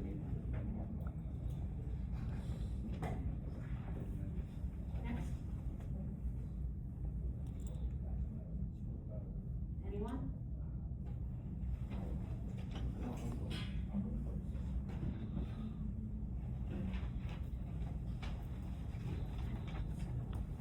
Pierre Ford, 117 Branch Street. Mr. Ford. How you doing? There was something brought up about the uniforms, or I guess blocking off personnel who are coming in if there's a fire or something. Yeah, I would suggest having those for that. It's not only because of protection, but it's also a morale booster, because it makes the individuals who are wearing those uniforms show that they're representing the town.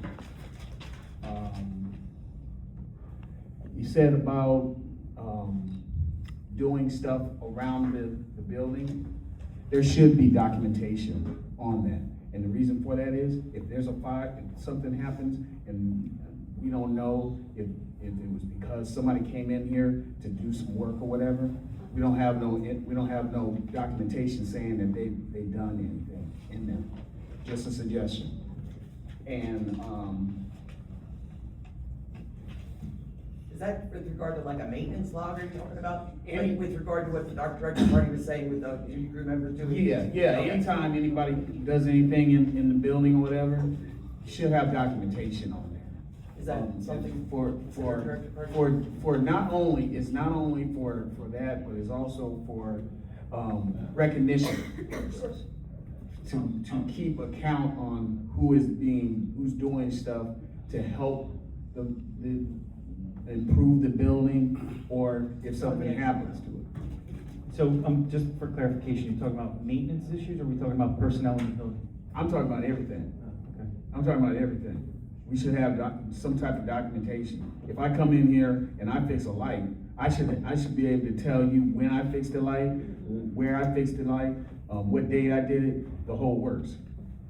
Okay, having people just come into our building and doing stuff, and we don't know what is happening, that's not good. And I don't know as far as this town, but I know in the military, when we did stuff, we had inspections at the end of the year, and we had to verify and we had to make sure that those inspections were correct.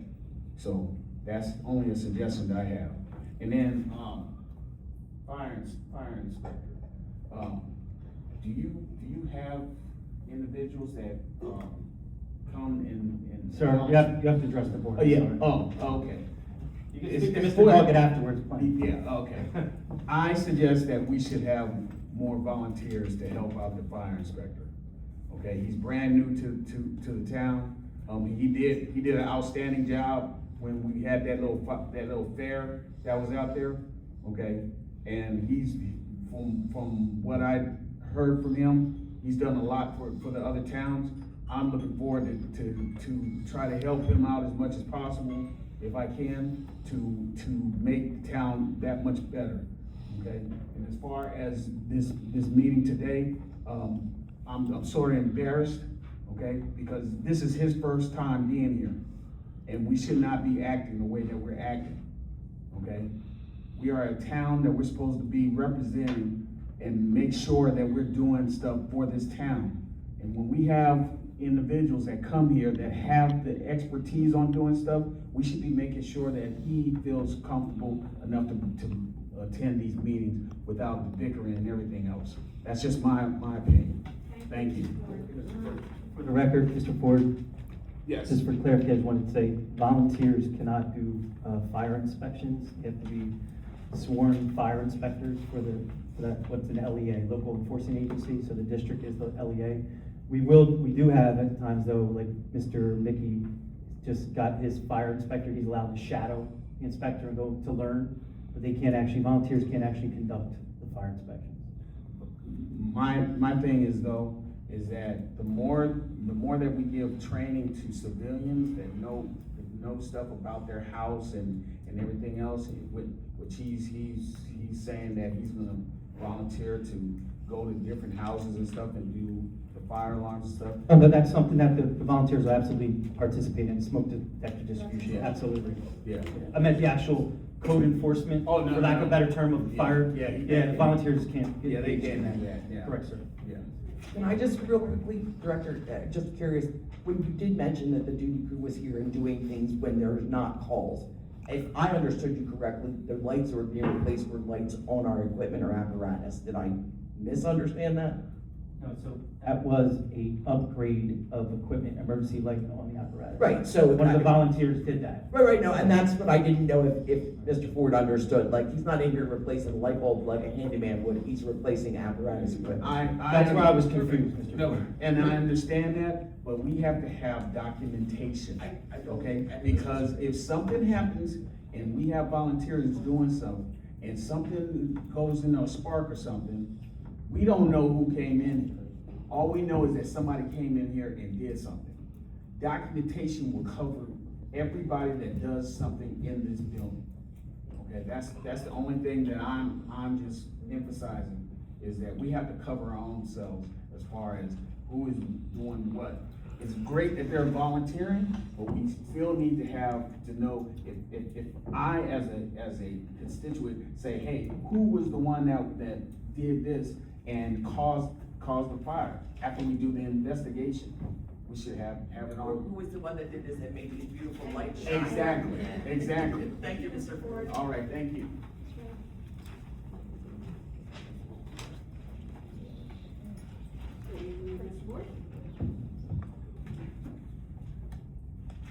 Maureen Taylor Ford, 117 Branch Street.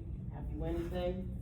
First I want to say, start off with the Fire Prevention Week. Just curious about the Fire Prevention Week. I think it was a very weak, low turnout. I'm not certain if that's because it was the middle of the week. I don't know how fire prevention runs. Again, I'm from New York, so I'm not certain if that's something that is supposed to happen, whatever the date, quote unquote, is, or the day, quote unquote, is. But I don't think it was enough people who knew about it. I talked to a lot of my neighbors. They were absolutely clueless. I did talk to a couple of the people there. They said some paperwork went home in school bags and things like that on the electronic backpack. I don't think it was enough advertisement. And I think it's just a waste of man hours, because we had a lot of fire people standing out there twiddling their thumbs, and it was just really sad to me, okay? I am really big on fire safety. Following up to what my husband said, the fire safety thing as far as people coming doing things, I'm all for it. What is the liability for the fire department? It is so wonderful for people to come and do nice things for you. What is their training? What is their background? Because I can come and say, I used to be an electrician 20 years ago, and when you try to lowball it, try to save money for the town, and you tell me, oh yeah, come and do this, and I do this, and I burn down the damn half the fire department. Okay, what's the liability of the fire department for not going and spending those extra dollars to get a professional to come in here that's bonded, that has insurance? That's gonna fall on you guys. So it would behoove you to all get along. You know, people wanna help. I would love to come in here and help too, within reason and within protocols.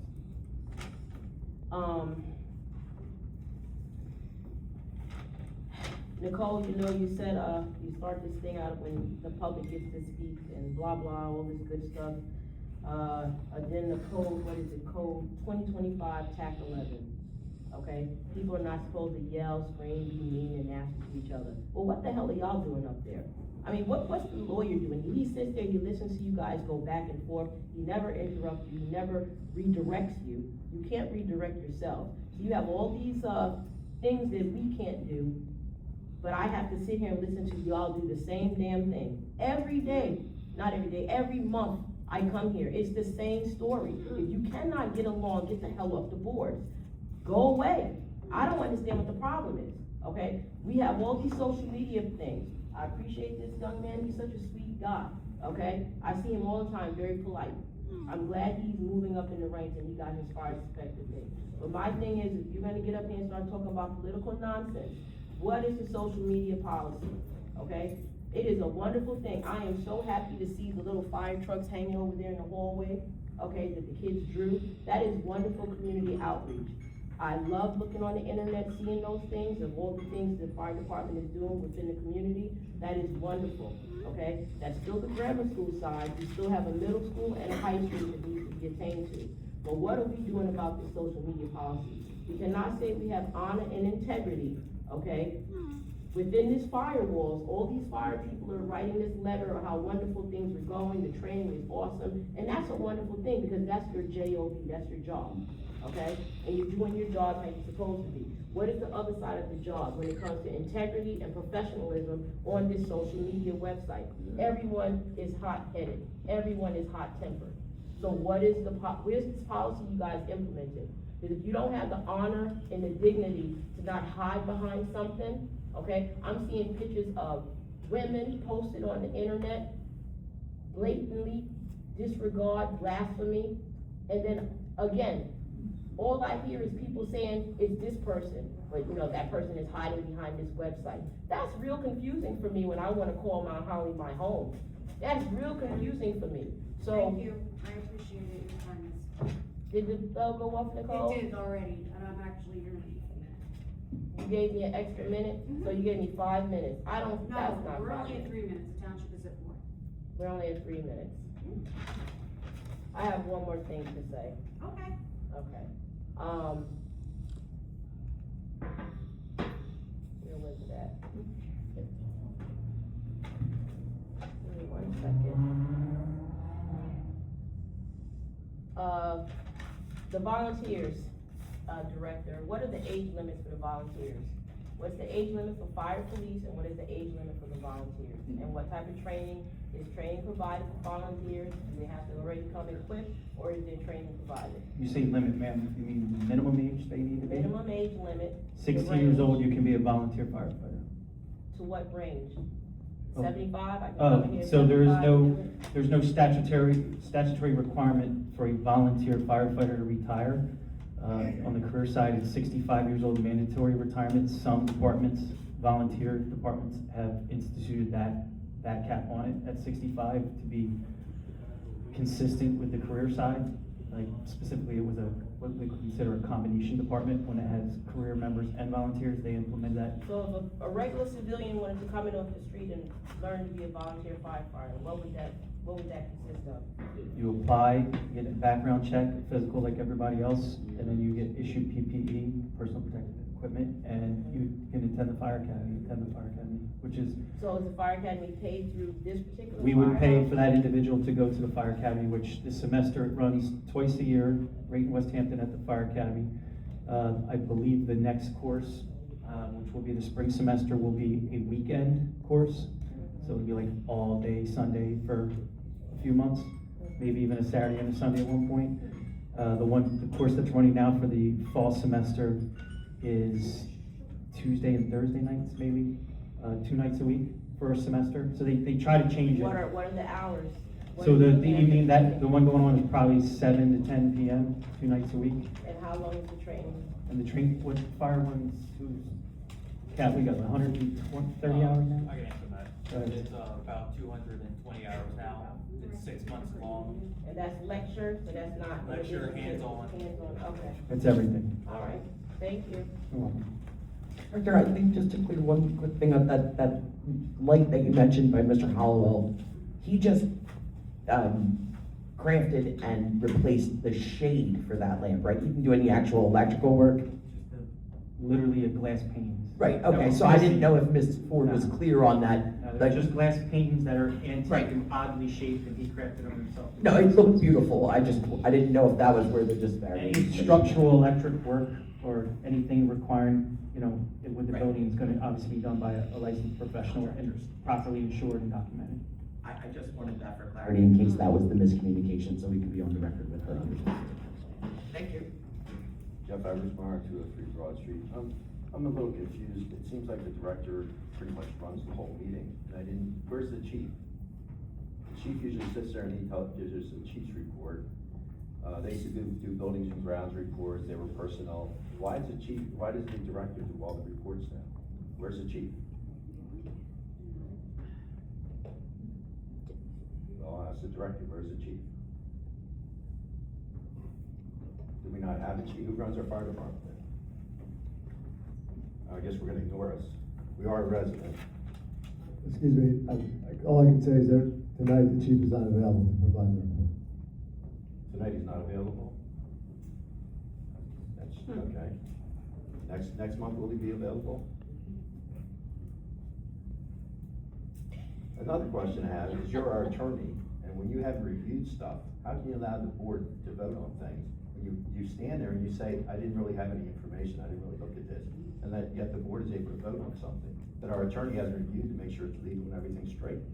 Why would you let them vote on resolutions? As the attorney, I cannot compel someone to vote, to not vote. I cannot prohibit something. I can only provide answers to questions and my recommendation. Well, I think in the future, when you haven't been given any of the information for a particular resolution, you should make it noted to the public that you didn't review it, you don't know anything about it, and you can't comment on it. Because it'd be really interesting, because I don't know what resolutions you've actually listened to or looked at or have any idea. Just like these two over here seem like they don't get any information. So are they not giving you the information before they vote on resolutions, just doing what they want to? And who's holding the bag if we break the law? We do things illegally. Is it gonna be you? Is it gonna be the director? Is it gonna be the board? You have an obligation as a lawyer to make sure you review things and advise these people up here that they do everything correctly. And if they're doing it incorrectly, you should tell them. We're on our third attorney. Why are we on our third attorney? 1 year. Just a question, because it's clear we're not gonna answer these questions. What is the difference between a volunteer and a duty crew member? Are volunteers not paid and duty crew are paid? Do duty crew members work during the day when we're paying West Hampton to do our calls? You know, all these questions that residents should know. What's the budget for the duty crew? What's the budget for the duty crew? Is there a budget? Have we allotted money, or are we gonna have to get more money from the taxpayers to pay the duty crew? What's the end result? Are we a volunteer firefighter company? Or are we a duty crew company? Not always been, we've always volunteered. Do we have any volunteers? And when do you become from a volunteer to getting paid? If you're sitting around the firehouse, you're not doing calls, are you paid? And the other question is, are you a firefighter, Jason? Are you a firefighter? I don't know who you are. I saw you driving down the fire truck down, what street is that? Washington Street. You were driving the fire truck. Are you the director? Or are you a fireman? Thank you, Mr. Eversmeyer. Okay. Mr. Eversmeyer, I can tell you that prior to taking this role, to being sworn in, I sat and had a conversation with the chief, and he had an idea for a duty crew or a stipend type program. He approached the personnel committee with that program, was told there was not money in the budget for it. Shortly after we engaged a new director, we then implemented the duty crew program. I don't know what, if any, input the chief had in the implementation of that program. And as far as the committees go, I was basically told that, I wouldn't be invited to discuss the things with the contractors that I had been previously working together with Ms. Shepherd on. So we essentially have not been included. We do not receive reports or updates as to those things until we arrive here with you. Next, please. Thank you for the input. You're welcome. Maybe this side of the room can answer questions too. Because we are the residents and we do pay all the taxes. See, it's clearly noted in our agenda that it's not meant to be a question and answer period. So please forgive me, but I feel like it's necessary for you to sometimes have an answer to the question. And evidently, some of these people up here haven't been taught any respect by their parents. Because when people talk, you're supposed to look at them, not dabble and doodle and act like you're acting right there. Look at the people that are talking to you and show respect. Mr. Ebersmeyer, I take notes, as you well know, and that's all I'm gonna say about that. Okay, I'd like to see your notes.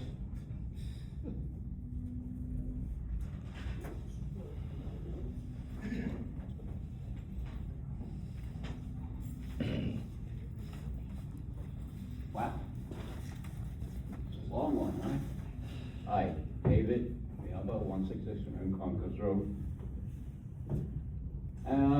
Let me correct, someone who came in early and said this is political. Yeah, no, it's not political. It's really personal. You can feel it, you can sense it. I was trained to look at people and observe them and make sure how they conduct and what they do and be prepared.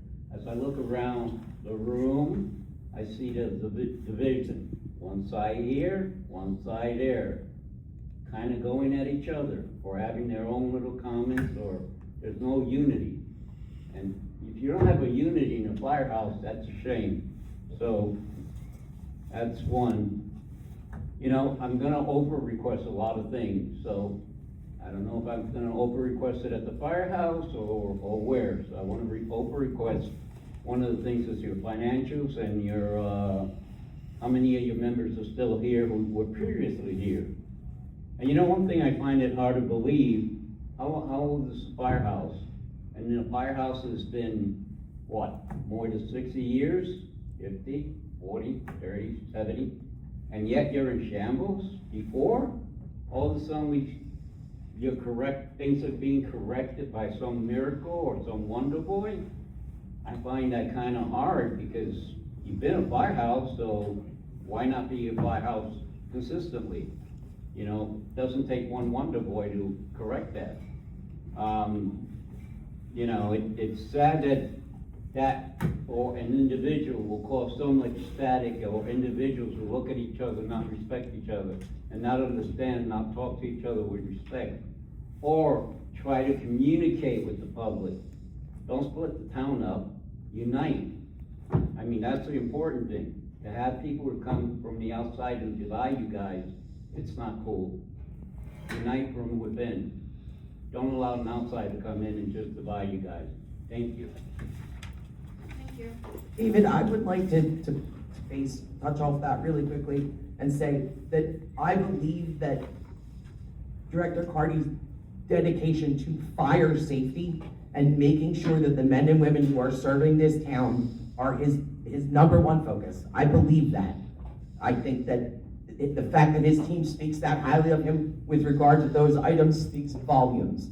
And I would encourage you, or ask you as my neighbor going forward, if we could not name call during these meetings, regardless.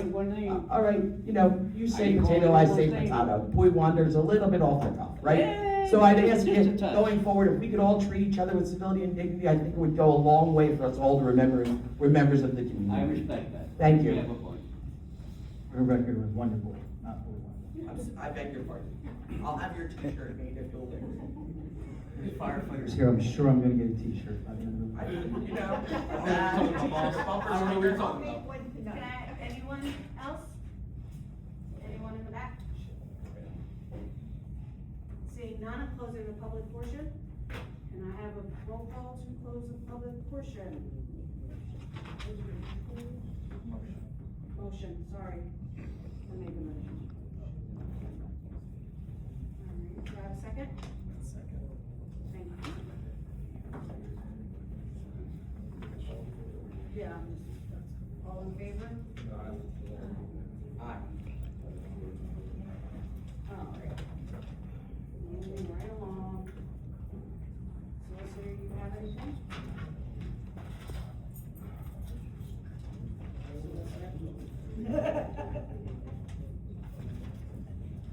I'm gonna wait till the end of mine. And our next meeting date is December 3rd. Right, we're going to have to schedule a special meeting for the end of November for the line item transfer, so that'll be, I'll put out an email to your when's availability. Excuse me, can we have quiet? We're still in the middle of the meeting. Please. Thank you. All right, so you said we should have a special meeting in November, and you said you put an email out, right? Director? Yes, ma'am. Okay. All right. Resolution 2025-65, resolution authorizing closed session. Can I have an all in favor? What are you going to close it? Assuming it would be attorney-client privilege, personnel, contracts. And contract negotiation. Contract negotiations. All right, Formal action we take, right? formal action being taken? Yes. Let me come out.